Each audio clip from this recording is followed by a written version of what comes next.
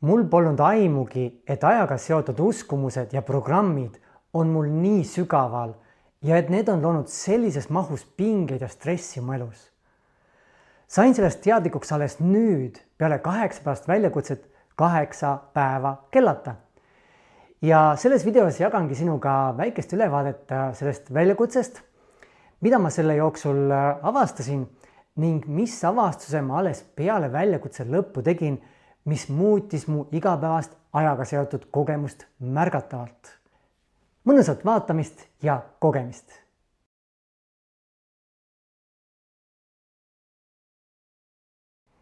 Hei imeline, kes sa seda videot vaatama oled sattunud. Kui sa mind oled pikemalt jälginud, siis sa tead, et hingamine ja kohalolu on olulised, et saada nendest videotest võimalikult palju kasu enda jaoks. Seega soovitan sul hakata mõnusat hingama ninakaud sisse, suukad välja ja lihtsalt märka, mis sinu kehas toimub, kui sa koged seda, mida ma jagan. Ja enne kui ma selle väljakutse enda juurde siis lähen, et miks see väljakutse üldse loodud sai. Ja siit oleks sulle üks selline küsimus ka, et mis üldse on aeg? Mis on aeg?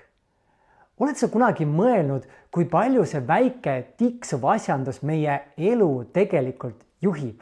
Et vanasti meil oli kell käe peal, pisike asjandus ja kogu meie elu põhimõtteliselt on ümber selle seatud. Ja täna on see enamasti telefonis, inimestele telefonist vaatame kella. Ja see väike numbrid näitev või siis seired näitev seadeldis dikteerib põhimõtteliselt kogu sinu elu. Oled sa kunagi päriselt peatunud ja mõelnud, aga mis üldse on aeg? Ja kas see tegelikult näiteks üldse eksisteerib? Ja tule minuga täitsa kaasa järgmiste küsimustega ja taju neid ja mõtle kaasa ja vasta koos minuga. Või vasta iseseisvalt õigemini, sest ma küsin küsimuse ja sina siis vasta. Esimene küsimus, kas sekund eksisteerib väljaspool meie pead? Et sa mõtle, kas sekund eksisteerib väljaspool meie pead? Või ainult see, et me näeme kuskil seeri peal ja teame, et näed, see on sekund. Aga tegelikult, kas see eksisteerib, kui sul kella ei oleks? Kas minut ja tund üldse eksisteerivad? Ja veel ägedam, et jah, et näiteks minut, tund ja sekund, okei, näed, ma näen seda kella pealt ja kui ma kella ära võtan, siis ei ole justkui seda minutit, tundi ja sekundit.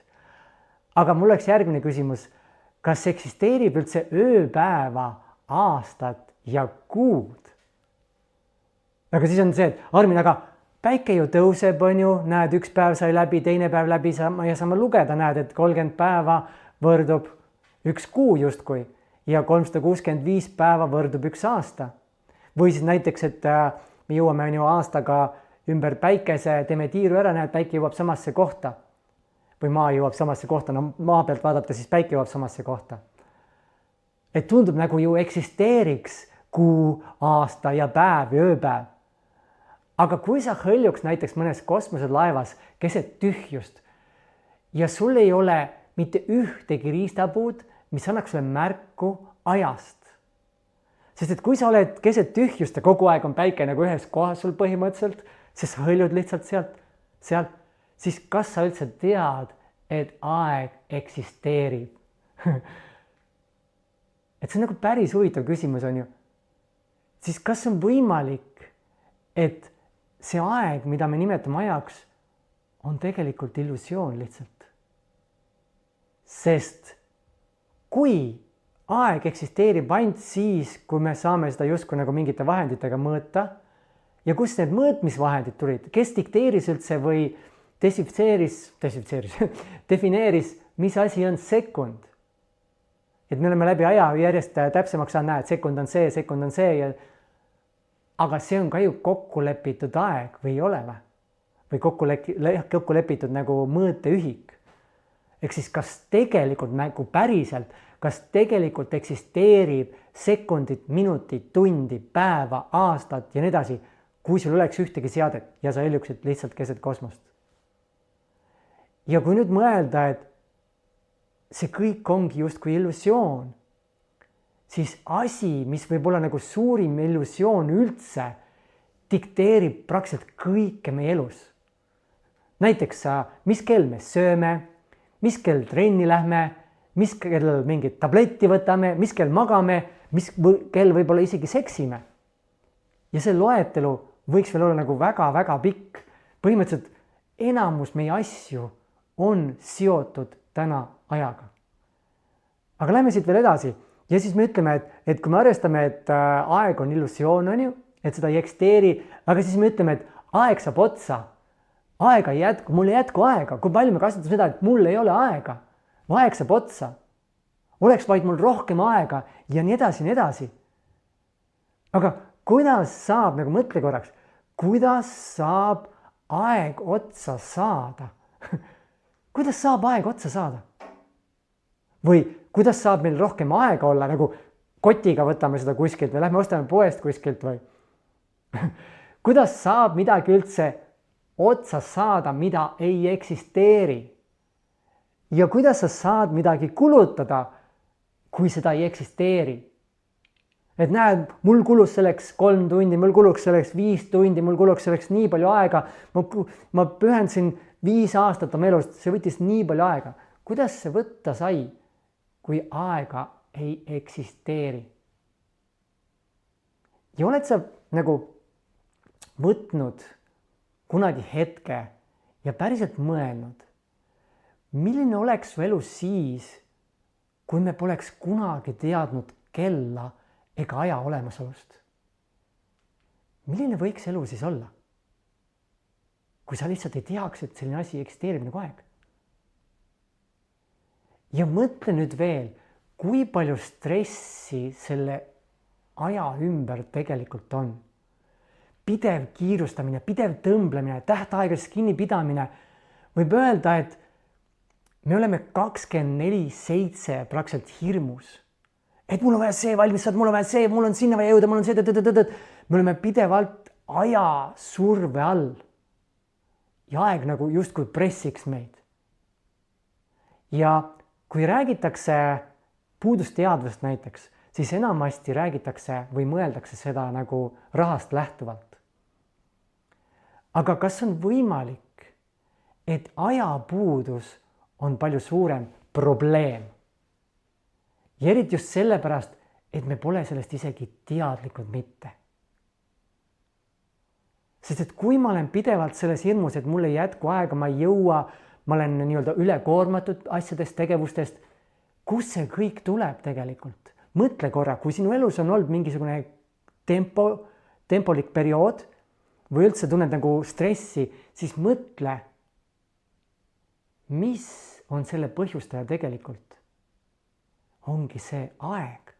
Et kui sul oleks nagu lõputult aega, sul oleks nagu, ongi lõputult aega, siis kas sa üldse tunneks sellist stressi ja tõmbleksid niimoodi, nagu sa tõmbleksid? Ja veel üks hästi huvitav vaatenurk. Mis siis, kui aja leiutamine on üks suurimaid kontrollisüsteeme üldse?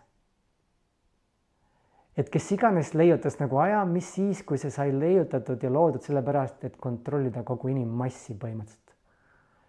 Ja meil hakatakse juba ju noorest peale sisse õpetama, et kui sa selleks ajaks seda või seda ära ei tee, siis juhtub see, et kui sa seda valmis ei saa, siis juhtub see. Ja näiteks, kui sa oled jõudnud juba mingi vanuseni, on ju, ja sa pole veel saavutanud, et sul pole veel oma kodu, sul pole veel pere, sa pole ennast nagu üles töötanud, siis sa oled põhimõtteliselt luuser. Sa oled mitte keegi, sa oled läbi kukkunud elus. Ehk siis meile nagu juba lapsest peale söödetakse sisse seda ajapuudust, näed, et sa pead seda tegema selleks ajaks, sa pead selleks ajaks oma jõudnud juba sinna, siis sa pead seda tegema ja nii edasi, nii edasi, nii edasi. See on lihtsalt jõhker tegelikult, kui sellele mõelda, kui suurt rolli mängib aeg meie elus ja kuidas seda meile muudkui nagu sisse lihtsalt nagu taotakse, raiutakse. ja kui palju hirme ja stressi tegelikult see tekitab. Täitsa taju seda korraks. Ja kas on võimalik, et enamus meie stressist, et kui sa mõtled üldse stressist ja haigustest, ehk siis stress on ju enamasti haiguste põhjustaja. Et enamus haiguste põhjus tuleb liigsest stressist. Ja nüüd, kas see stress, kas on võimalik, et enamus sellest stressist ja seeläbi haigustest ongi tegelikult ajapuudusest tulenev. Nagu mõtle korra selle peale. Ja siis teades, et aega ei eksisteerigi, on lihtsalt üks hetk ja muutus. Ja siis põhimõtteliselt kogu meie tsivilisatsioon on sellele illusioonile rajatud. Nagu,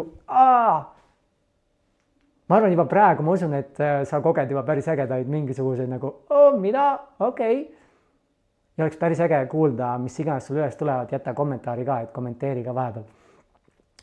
Ehk siis see on see põhjus, nagu, miks ma selle väljakutse tegin. Ja ma olen varasemalt seda väljakutset juba 2 korda teinud. Ma ei tea küll, kas täpselt nagu samas mahus, nagu sama pikalt, aga need eelmised korrad on olnud mõnusalt vabastavad. Ja nüüd siis lähekski selle väljakutse juurde, et milline see väljakutse siis kõigepealt välja nägi, et mis see väljakutse, kuidas see väljakutse välja nägi. Et esiteks katsin kinni kõik kellad oma kodus, et seinakell siin samas kõrval mul, selle võtsin seina pealt üldse maha, pliidi peal on kell, teipisin kinni, arvutis teipisin selle nurga just kinni, kus kell on, telefonis samamoodi, täpselt panin selle maaldriteibi selle koha peale, kus kell on ja telefoni sisse logides, et näiteks kui koputad peale, siis tuleb kell ette, siis ma teadsin, et ma ei kunagi koputa, vaid avan kohe näpust, et selle sõrmejälje lugejaga avan kohe telefoni, siis ma ei näe ka kella sealt. Et siis kõik nagu kellad välja lülitatud. Ja kui mul oli näiteks mõni kohtumine ees või oli vaja kuskile minna, ja ma valisin nagu sellise perioodi selleks 8 päevaks, kus mul ei olnud vaja tegelikult kuskile minna. Et siis mul ei olnud isegi vaja nagu ajaliselt jõuda kuskile, aga kohtumisi oli ikka, aga mõned üksikud. Ja siis ma panin lihtsalt meeltuletuse, et eelmine päev näiteks panin meeltuletuse järgmiseks päevaks, tuli äratus, kas siis pool tundi varem, et näed, et nüüd siis ma jõuan nagu natuke ette valmistada ka. Ja siis ülejäänud aeg kõik kell täitsa väljas.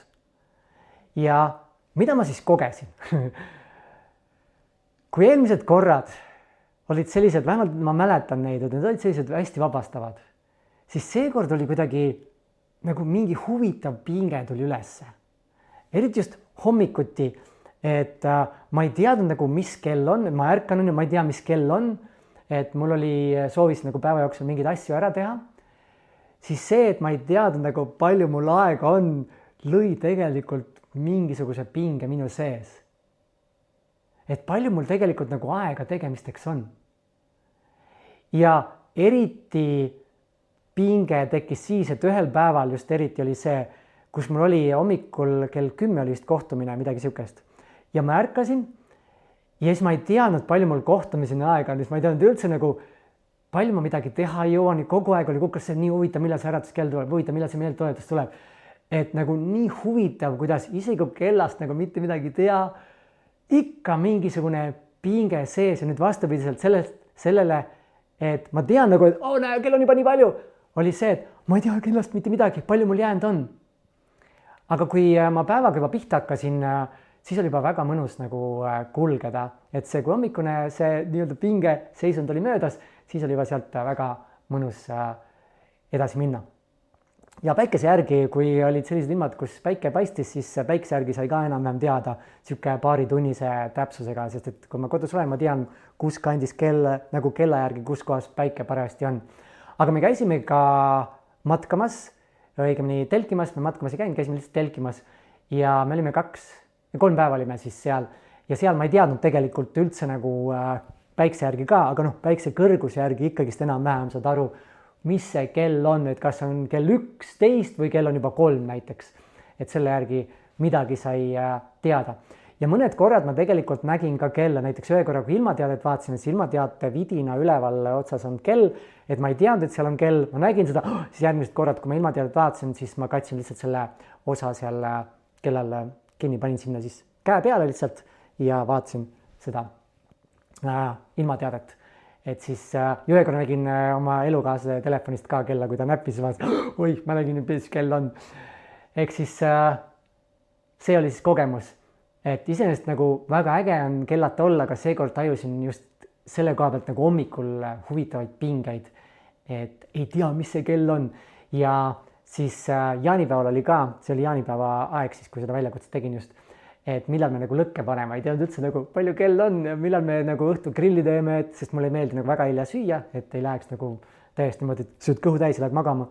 Et siis oli ka nagu, huvitav, mis see kell on, et kui me paneme liiga vara on ju põlema, siis saavad mingid puud otsa meil seal võib-olla, et sellised huvitavad hirmud tulid ka veel üles. Aga nüüd siis selle väljakutse järgse kogemuse juurde, et üldse nagu eelmised väljakutsed ka, et see peamine nagu märkamine on see, et elu ei jää seisma.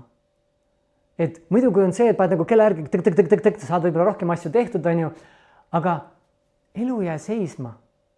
Ja peale seda väljakutset on tegelikult hommikud nagu nii palju pingevabamad, vahet ei ole, ma näen nagu kell okei, kell on tegelikult juba nii palju, aga nii chillilt kuidagi võtad, et lähed nagu nii rahulikult, et ennem oli see, et kui kell oli juba hommikul nagu palju saanud, siis tekkis juba suure, nii ma pean juba hakkama sellega tegema ja muudkui ketrasid sealt. Ehk siis selline palju rahulikum toimetamine ja hommikud nagu palju pingevabamad. Et natukene küll tunned, et kui magad natuke kauem, et siis vaatad, oi, kell on juba nii palju. Aga siis ma jagan ka ühte protsessi, mis ma siis tegelikult võtsin peale seda väljakutset. Sest et see väljakutse sai küll läbi, aga ma otsustasin teha veel midagi. Sest et ma sain aru, just läbi selle otsuse, ma sain aru, kui suurt rolli ja kui suurt stressi, kui saab üldse olla nagu suur stress, kui suur stressi see aeg või kella jälgimine nagu tegelikult tekitas. Ja enne kui ma sinna lähen, ehk siis see otsus, mis ma tegin, natuke jagan siis seda, et ma olen ajanud läbi aja taga, kuidas saavutada nagu ülim produktiivsus. Et kuidas nagu ülim produktiivsus saavutada ja see on siis to-do list muidugi ja kella järgi. Et kunagi mul oligi see, et tegin kõigepealt to-do listi ja siis panid ka kella ajas, et näed, selle kell teen seda, see kell teen seda, see kell teen seda. See paneb sellise mõnusa nagu ütleme, surve peale, ehk siis sa ise paned selle surve endale, et sa saaksid asjad tehtud. Ja siis ma hakkasin ka aega trackima, et nagu võimalikult täpselt arvestada, palju mul tegelikult mingi asja jaoks läheb, et siis see to-do list saaks võimalikult täpne. Et siis vaatasin, palju läheb, siis jälle kohandasin oma aegasid, et järjest läks niimoodi täpsemaks. Ja ma olen 6 aastat siis niimoodi teinud, ehk siis 6 aastat sellist to-do list aja trackimine ja see on saanud nagu nii sõltuvuseks. Ja nüüd ma tegingi otsuse, et ma ei tracki oma aega enam. Ja miks ma selle otsuse tegin, oli see, et kui aega ei eksisteeri ja üldse ma ei hakka nagu sinna pikalt minema, aga kui kõik on energia ja aeg ja kõik nagu, ütleme hästi põgusalt siis juba mida Einstein tõestas, et aeg ei ole nagu, kuidas on, objektiivne, on subjektiivne. Et mida kiiremini sa liigud, et kui sa liigud näiteks valguskiiruse lähedal, siis aeg sinu jaoks aeglustub, et sinul võib-olla läks 1 aasta, aga teistel läks juba 5 aastat. Et see näitab seda, et aeg tegelikult liigub justkui ka erinevalt. Ja aeg võibki jääda nagu seisma, et kindlasti oled sa ise ka kogenud seda, et sa oled justkui mingis hetkes ja see aeg kas siis lendab või täitsa niimoodi, et näiteks mediteerides on see, et oleks justkui nagu väga pikk olnud ja siis vaatad, oi, ainult 10 minutit läinud näiteks, mis iganes. Ehk siis aeg on nagu nii mõnes mõttes nagu kõikuv, kuigi aega nagu ei eksisteeri, nagu ma rääkisin. Aga kui ma kogu aeg trackin seda aega, siis ma ju näen, palju mul millegi jaoks läheb, siis ma ju olengi ikkagi selles samas nagu, ütleme, selles reaalses, selles aja liikumises. Aga mis siis, kui ma olen võimene astuma sellest justkui ajast välja ja kogema reaalsust nii, et minu jaoks aeg liigubki teistmoodi. Aga ma ei saa seda teha, kui ma kogu aeg trackin oma aega. Ja siis võtsin otsuse, et ma nüüd ei tracki oma aega. ja oi kui veider see oli, iga kord, kui see to-do listi ette võtsid, panid tegevusse nagu, et näe, ma hakkasin selle asjaga tegelema, siis tahtsid kohe vajutada seda ajanuppu. Ja siis ma avastasin, kui suur stressi tekitaja see sama aja järgimine tegelikult oli. Et kui aeg käis mul varasemalt, siis oli see, et ma pidin, justkui nagu pidin selle asja juures olema, selle tegevuse juures olema. Ja kui elukaaslane tuli midagi küsima, siis mul oli kohe see, et mul aeg käib, ma ei saa, miks sa nagu tuled, enda peas käisid nagu mõtted kogu aeg, et miks sa nüüd tuled, miks mul siin aeg tiksub ja ma pean jälgima seda, mis iganes on. Või siis mingisugune ootamatu tegevus tuleb sisse. Et siis on ka, et mul aeg ju käib siin, ma pean sellega seisma panema, siis tegema selle asjaga, siis uuesti käima panema ja nii edasi. Et pidev pinge sellest, et mul oleks nagu ütleme, see aeg tiksus kogu aeg ja mul ei ole aega nagu muude asjadega tegeleda. Sest et see võtab aja nagu sellest ära, et ma jälgin seal ja siis läheb sinna rohkem aega ja nii edasi. See on nagu nii ulme, kuidas, kui see nagu maandus, kui palju stressi sellest tegelikult oli, et oligi see, et jälle see asi. Sest kui ma poleks jälginud seda aega, poleks ka tegelikult olnud midagi, tuleb elukaasne, küsib midagi, rahulikult räägid, tuleb mingi asi vahele, rahulikult teed. Aga kui ma nad rääkisin, siis oli see, et miks nüüd, miks see, ja muudkui läks. Ja nüüd ongi nagu ilma selle rääkimiseta. See on nii mõnus lihtsalt voolata nendes tegevustes. Ja see ongi justkui nagu vabadus, et tuleb vahepeal mingi asi vahele, okei, teen siia, lähen vahepeal vetsu, toimetan köögis, venitan vahepeal. Mul ei ole vaja nagu olla kindel, näed, nüüd pane aja kinni, nüüd pane aja käima, nüüd pane aja kinni, nüüd pane aja käima. Et ei ole seda tegevust üldse. Tegevus käib, tuleb vahepeal okei, läheks liigutaks ennast natuke, ringutaks, venitaks, teeks mõned kätekõversed. Täiesti vabalt. Nagu nii äge lihtsalt. Et nüüd tagasi nagu vaadates mõelda, kui suur stress sellest oli, see oli päris korralik. Ja mis ma veel siis otsustasin, et lisaks sellele, et ei trackima aega, otsustasin seda, et ma võtsin omale eesmärgi, et lahustada absoluutselt iga ajaline pinge. Ja räägiks natukene väike kõrvalepõige ka, mis ei ole tegelikult üldse nii väike kõrvalepõige, on see, et kui me oleme harjunud, kui me oleme olnud mingisuguses, ütleme, seisundis oma kehaga, sest keha ütleme emotsioonid, iga emotsiooniga keha väljutab erinevaid molekule ja me oleme justkui nagu mingis bioloogilises ja keemilises koostises, sõltuvalt siis emotsioonist. Ja nüüd, kui me oleme selles olnud piisavalt kaua, siis keha määrab selle oleku justkui oma vaikimise olekuks. See on nagu termostaat. Kehal on see termostaat on siis homeostaas, et meil on siis vere pH tase on kindlas vahemikus, temperatuur on meil, keha temperatuur on kindlas vahemikus, ka vererõhk hoitakse, et keha nagu stabiliseerib ja hoiab mingis kindlas vahemikus kogu aeg. Ja selle keemilise ja bioloogilise kooslusega on täpselt sama, et kui me oleme näiteks lapsena kogenud kogu aeg mingisugust emotsionaalset seisundit, siis pärast seesama emotsionaalne seisund kehale ongi justkui vaikimisi olek ja me hakkame ise looma neid olukordi, et kogeda seesama tunnet. Et miks muidu me loome, näiteks ongi mõni toimetabki stressi all justkui paremini, sest ta on harjunud, keha on harjunud olema selles stressi pinge seisundis. Ja sellepärast me loomegi oma elus olukordi, et kogeda seda tunnet, seda emotsiooni. Ja see on keha nagu sõltuvus, võibki öelda nagu keha on justkui sõltuvuses sellest, sest ta tahab kogeda seda tunnet, seda kogemust. Ja mina nagu läbi aja, see, kui ma hakkasin seda trackima, see 2020, kus minu elus nagu toimusid suured muutused ja siis oligi see pidev tegutsemine, ajasurve ja see on nii nagu omaseks saanud mu kehale, et kogu aeg olla selles pingeseisundis. Ja siis ma mõtlesingi, et ma võtan nüüd eesmärgi lahustada ära iga pinge. Ja pinge all ma mõtlen siis seda, et kui on nagu kehas justkui selline nagu mingisugune raskus või kokkutõmbumine või hirm või mis iganes on, sa tunned nagu mingit survet oma kehas, olgu see läbi mõtete, läbi emotsioonide, mis iganes on. Ja kui ma selle otsuse tegin, ma ei tea, kas see oli enne seda või selle otsuse ajal või kuskil seal oli see taipamine, et iga pinge tegelikult meie kehas ja olekus on märk sellest, et ma usun mingisugust lugu oma peas. Et ma ei ole kohal. sest kui ma olen päriselt kohalolus, hingan kohalolus, ei ole mu kehas ühtegi pinget, sellist nagu survet, stressi. Et kui sa oled kas või kunagi tegelenud mediteerimisega või mindfulnessiga, et kui sul on mingi pingeline, ütleme, periood ja kui sa tuled nagu päriselt kohale, hingad, sa saad aru, et see oli justkui illusioon, siin selles hetkes pole ühtegi pinget. Ehk siis iga pinge kehas ja olekus on märk, et ma usun midagi oma peas millegi kohta. Ja siis see protsess ongi, mida ma hakkasin tegema, iga kord, kui tunnen seda pinget, on see, et tunnen pinget, siis juhin tähelepanu selle, et ma märkasin seda, et näe, ma tunnen ennast nii, mul on selline surve, mul on selline motivatsiooni puudus, mul on selline, ütleme, ülekoormuse tunne, mis iganes see on, ma tunnen. Ja siis järgmisena ma küsin endalt, mida ma peaksin uskuma, et ma tunneks ennast nii. Ja ajaga seotud on kohe see, et ma pean selle valmis saama, ma pean veel selle valmis saama, nii edasi.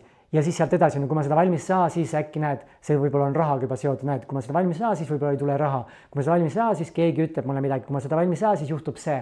Et kõik need lood tulevad ja see tekitabki seda survet. Et see küsimus on nii avav, et mida ma peaksin uskuma, et ma tunneks ennast nii. Ja siis tuvastan emotsiooni, mida ma tegelikult tunnen. Ja emotsioone on neid 3 nii-öelda mitte soovitud emotsiooni. Et kõik need pettumus, süü, häbi, need ei ole emotsioonid, need on mentaalne story keha tunnetusega segamini. Sest et ei eksisteeri süüd ja häbi ilma mingisuguse loota. Aga, ja teised ka tegelikult hirm eksisteerib ka ainult looga tegelikult. Aga põhimõtteliselt siis 3 emotsiooni, hirm, kurbus, viha. Eks mida ma tegelikult tunnen. Ja enamasti siis ajaga seotud on see hirm ja vahest ka nagu kurbus, et ma justkui ei saa endale pühendada, olla lihtsalt niisama ja seal võib ka siis kurbus tulla. Ja siis kogu tähelepanu kehasse, et kus ma kehas tunnen midagi, enamasti mul on olnud kõhus siin kolmnurga juures ja nüüd hiljuti lõi just kuskil hästi huvitavalt siia ka ja ükskord tõmbas kuskil kaelaga nagu kuskilt siit mingi pinge sisse, et see oli hästi huvitav. Ehk siis kogu tähelepanu kehasse ja siis lihtsalt hingata sellega ja kui sa ei tea, mismoodi hingata, siis Epilimi keskkonnal leiad tasuta videod. Kui sa ei ole veel Epilimi keskkonna liige, siis oled väga teretulnud sinna liituma ja seal on hingamisvideod ja ka juhendud protsessid täitsa olemas läbi selle hingamise, et kuidas luua see mõnus kohalolu ja lasta nagu kõigest lahti ja lihtsalt elada iseendana, nagu nii äge. Ehk siis hingamisega selle emotsiooni seedimine ja seal on mul üks protsess tegelikult, kuidas emotsioonega läbi kogeda, et see on ka täitsa olemas, täiesti tasuta. Tuleb ainult konto teha ja mõned sammud läbida. Aga nüüd siis edasi. Väike promo ka siia vahepeale on. Ehk siis kui tunne on enam-vähem lahustunud või võib ka samal ajal on see, et selle sama loo kahtluse alla seadmine. Eks küsimus on see, et kas see, mida ma ennem rääkisin ja uskusin nagu selle kohta, miks ma ennast nii tunnen, kas see on päriselt tõde? Ja saad aru, ei ole, ma lihtsalt arvan nii. Ja siis on uue uskumuse installeerimine. Ehk siis mida ma tegelikult uskuda soovin? Ma ei pea mitte midagi valmis saama. Ma ise loon oma reaalse, mina ise loon oma reaalse ja kõik on alati perfektne. Kõik on ajastatud perfektselt, kõik läheb täpselt nii, nagu nii-öelda minema peab.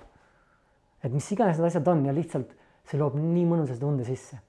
Ja seda ma olen teinud nüüd siis mõned nädalad peale seda väljakutset, et iga pinges seisund lihtsalt ongi, võtan hetke ja mul on juhendatud protsessid ka täitsa olemas selle jaoks, et see on 7,5 minutit on üks ja 8 minutit on teine, et panengi käima, kõrvaklapid pähe ja sellest tundega siis hakkan seda protsessi läbima, et üliäge on see olnud, nii äge lihtsalt. Ja järjest rohkem tekib seda rahu ja mitte mingit kiirustamist, sest meie enda olek loobki seda, et kui ma tunnen, et kui on puudust ajast, siis seda ma välismaailmas muudkui loongi, ma saangi need olukordi, kus kogu aeg on puudus, kogu aeg puudus, kogu aeg puudus. Ja nagu ma juba ütlesin, on see puudusteadvus, raha on tegelikult, vähemalt minu arvates, palju väiksem puudusteadvuse teema kui see aeg. Aeg on nagu nii salakaval. Vot, aga võtakski siis kokku, et mis me täna siis läbi käisime. Ehk siis aeg, mis asi on üldse aeg? Ei ole olemas minutit, tundi, kui meil oleks mitte midagi, millega aega jälgida, kui me oleksime kuskil, hõljuksime kosmoses, me ei teakski, et eksisteerib selline asi. Ehk siis aeg on illusioon, aga kogu meie elu on nõjatunud sellele, kogu meie elu rajaneb sellele. siis järgmine see küsimus, mis ma esitasin, et mis siis, kui see kõige suurem stressiallikas ja haiguste tekitaja meie elus, see ülekoormuse tekitamine, läbipõlemine tulebki tegelikult ajast. Et mis siis, kui aeg ja see aja uskumine ja selle kella järgmine kogu see, mis on tegelikult illusioon, on tegelikult kõige suurem nagu probleemide ja stressi tekitaja. Ja siis nõuandena või nipina ka iga kord, kui sa tunned seda mingit pinget, siis lihtsalt tule tähelepanuga endasse, küsi, mida ma peaksin uskuma, et ma tunneksin nii. Kas see on üldse tõde? Ei, mis on tõde, mida ma soovin uskuda? Vot, tuli päris pikk video, palju pikem, kui ma esialgu arvasin. Ja kui sind see teema kõnetab ja tahaksid veel sellised, siis Evilimi keskkonnal ma jagan rohkem sellist kraami, et sellised lihtsalt mingi moment tuleb, mingi taipamine, mingi siis ma panen jälle mingi postituse, teen mingi video, ma seal jagan nagu päris palju kraami, seal on erinevaid protsessid, teised inimesed jagavad oma kogemusi, et see on nagu nii äge, mis seal toimuma hakanud on, et see on hästi värske kogukond, aga juba vaikselt me kerime. Ja sõltub muidugi, millal sa seda videot vaatad. Aga igatahes sa oled väga teretulnud liituma selle kogukonnaga, see on täiesti tasuta, sa leiad lingi siit samast video alt. Peale seda, kui sa oled konto ära teinud, siis sul on vaja läbida ka mingid sammud, et see on täpselt nagu hästi juhend, ma võtan sul justkui nagu käe kõrvale ja viin sul sammudest läbi, sest see materjal, mida sa seal nagu tarbima hakkad, seda võib öelda, see on nii high level. Isegi kui sa oled spirituaalses maailmas olnud 10, 20, 30 aastat, see võib olla midagi muud. Et mul on olnud inimesi, kliente, kes on olnud 20-30 aastat ja see asi on nagu midagi muud. See on nii äge lihtsalt ja sellepärast on vaja läbida nagu mingid sammud, et sa mõistaksid, saaksid sellest kõigest rohkem kasu. Aga aitab praeguseks küll. Aitäh vaatamast, kuulamast ja kui sa ei ole veel mu YouTube'i kanali jälgija ka, vajuta seda jälgimisnuppu, vajuta seda kellukest ka, siis sa igakordselt teavitse, kui uus video tuleb välja. Minu poolt kõik, aitäh vaatamast, kuulamast ja piirangutest kaugemale arenedes või avardudes imelise ja erakordse eluni. Tšau, tšau!